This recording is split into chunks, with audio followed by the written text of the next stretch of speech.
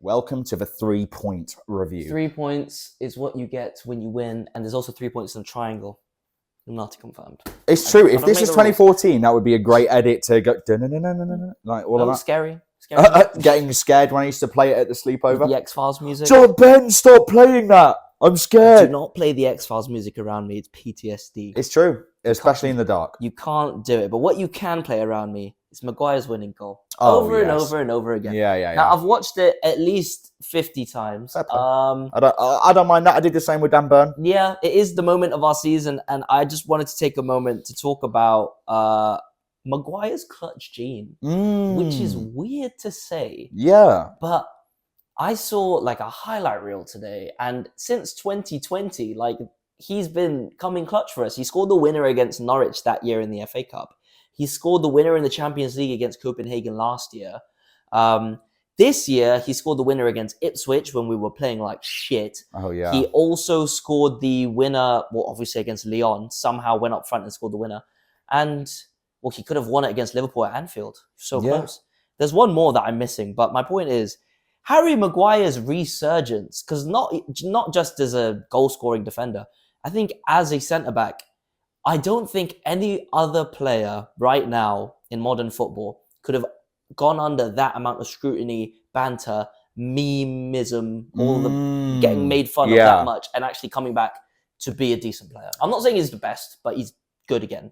I think it's gone a bit under the radar as well, because he was so memed at the beginning, and commentators making jokes about him, and like if you were bad, you were called Maguire. Do you know what I mean? Van Maguire. Yeah, like I don't think any player has gone through the scrutiny that this guy went through just because of the way he looks, and the way he plays, his mistakes, and you know what? Even for England, he's never really put a foot wrong. Not for England, no. Not that you can think of. So it's crazy that English fans especially love to jump on Maguire, but to be completely honest, he's probably going to be in that England squad.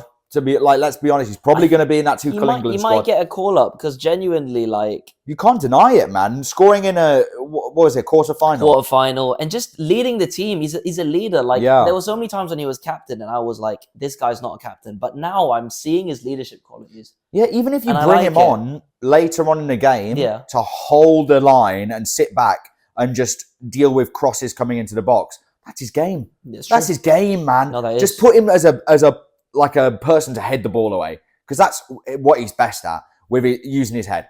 So just Tuchel could probably use him in that way, and he'd get probably the best out of him. I think he's good. He would be the biggest aerial threat in that England team. And the other game I'm forgetting is the Porto game when we threw away a 2-0 lead and he equalised at the end. But But people underestimate him, and I feel like when people underestimate him, he actually thrives. Like, you've seen other players at United, like, we talk about players that have suffered at United and been worse and their careers have faltered. You know, Lingard maybe, Sancho, Rashford.